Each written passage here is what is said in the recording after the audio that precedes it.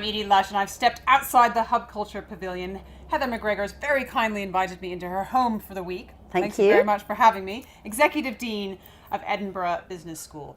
Now, you've done a lot of work on women in work and the barriers to work. Tell me some of the things that you think women come across the most when they're entering the world of work. It's not just when they enter the world of work, it's also when they re-enter it. Mm-hmm. Lots of women take career breaks, and what they don't realise is that there are some things you have to do in that career break to make sure that you are fully prepared to go back into the workplace. So it's that twice entry position that a lot of men don't necessarily have to deal with. And tell me what you think are the things that people... So everybody has to base their career on two things. One is human capital, one is social capital. Human capital is what you know. It's the degrees we have, the college degrees, the experience we have in different areas, the technical expertise we have. And your social capital is the who you know. And of course, people say, oh, well, it's terrible that it's about who you know, and it should all be about what you know. But anyone who's studied logic know that things have to be necessary and sufficient. And what you know is necessary, but it's not sufficient. But actually, who you know is necessary and also not sufficient. Just knowing people is not a great basis for a career. You have to have both. And women tend to neglect their social capital, and sometimes even neglect their human capital. When you're working with younger people who are coming through business school, for example, who may not have the largest networks, how do you build one? One of the most important things to do in a business school is to build a network between the people who are the stakeholders of that school. So Edinburgh Business School has been going for 25 years. We have 25,000 graduates, something like that, in 166 countries. So it's very important to take groups of people to, say, Myanmar, to meet our students there who have all got businesses there, and maybe other people don't have the chance to see businesses in Myanmar or in Botswana or whatever. So we can facilitate. Business schools, all business schools, can be facilitators of social capital.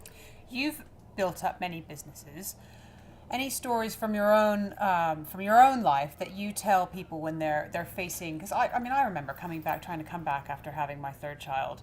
Coming back to work, it is not easy, and you're tired. First of all, yes, well, I'm very tired, and actually, of course, I know you've interviewed Ariana Huffington, and she's a great proponent of more sleep.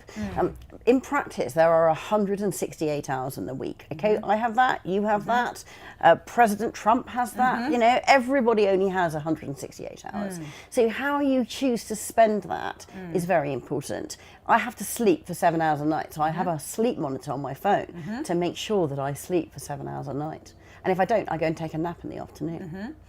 And in terms of the things that you think are undervalued skills that you see women potentially using even better than men, anything like that? Women are much better at multitasking. They are much less linear. I mean, it sounds incredibly sexist thing to say, but if you've been particularly, say, a working mother, where you've had to work out how you're going to allocate this 168 hours between like 7 different stakeholders, then you will do very much better with that at work. You will get more stuff done in a shorter period of time with more focus, because that's how you've had to live. Sometimes I find, though, that it's that multitasking that makes me completely burnt out. I end up needing to sort of sit down and do nothing at the end of the day, which sometimes I feel is almost wasted time, or is that the wrong way to look at it? No, the thing everybody has to learn is that saying no is a life skill. So if you take your 168 hours, if you want to make the best return on capital employed in that time, then you have to learn to say no. I sometimes liken saying no, when I'm talking to female audiences, I explain it's a bit like having your legs waxed. It's 3 minutes of hell, okay, but the results are worth it and last a long time. We all know that saying no makes us unpopular often, but if you don't say no to things, if you don't preserve your energy and your strength, you will end up, as you say, burnt out. And what you have to remember is that trying to be good at everything, all that will end up happening is you're just mediocre at everything. I did a celebrity television program not long ago called Celebrity Come Dine With Me with an Olympic swimmer called Rebecca Adlington. And when I talked to her about how she'd got 2 gold medals at Beijing, she basically got up at 5 a.m, swam for 4 hours, went home, ate, slept, got up, swam. For the year before the Olympics, she didn't drink any alcohol. She saw very little of her friends. If you want to that top prize, if you want that glittering top career, you are going to have to say no to things in order to achieve things.